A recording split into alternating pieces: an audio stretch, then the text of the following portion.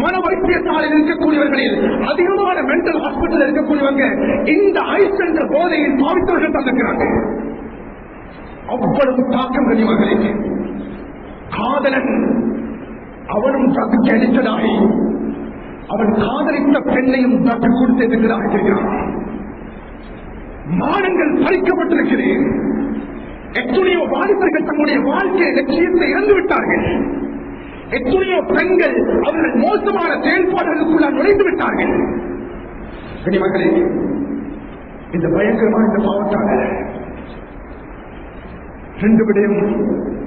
முதலாவது பிசினஸ், இரண்டாவது எடிக்டர்.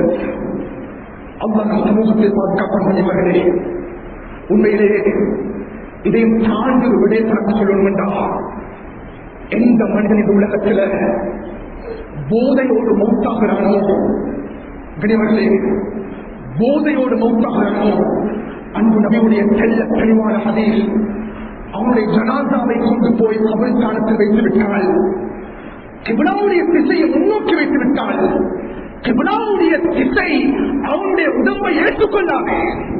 இவன் மசூது கூறுவார்கள், நான் சபதமாக கூறுகிறேன், என்னை கபரிஸ்தானத்தில் கொண்டு போய் கட்டுங்கள். ஒரு மனிதன் மதுக்கும் போதைக்கும் அடிமையாக மௌத்தாகினார். கிப்லாவுடைய திசை அவருடைய உடம்பை நீங்கள் வைத்துவிட்டு வாருங்கள். மறுபடியும் கபரை தோண்டி பாருங்கள், அந்த ஜனாசா கிப்லாவுடைய திசையில் இருக்காது. ஒரு துளி என் உடம்புக்குள்ளால் போதை சென்று விட்டால், அன்பு நபியவர்கள் கூறினார்கள், 40 நாளுடைய தொழுகையை அல்லாஹ் கபூல் செய்ய மாட்டான். 40 நாளுடைய தொழுகை அல்லாஹ் கபூல் செய்ய மாட்டான்.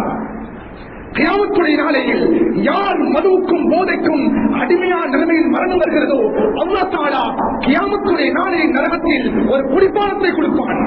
அந்த குடிப்பானத்திற்கு கனிமகளே, சுப்ஹானல்லாஹ், நஹ்ருல் ஊத்தா என்பது அழைக்கப்படும். யா ரசூலல்லாஹ், நஹ்ருல் ஊத்தா என்றால் என்ன யா ரசூலல்லாஹ்? அன்பு நபியவர்கள் தெளிவுபடுத்தினாங்க, தினா செஞ்ச பெண் இருக்கிறார், அந்த பெண்ணுடைய மறைவிடத்திலிருந்து வரக்கூடிய நஜீஸான தண்ணியை அல்லாஹ் தஆலா இந்த உலகத்தில் மதுக்கும் போதைக்கும் அடிமையானவனுக்கு அல்லாஹ் குடிப்பானமாக கியாமத்துடைய நாளையில் கொடுப்பான்.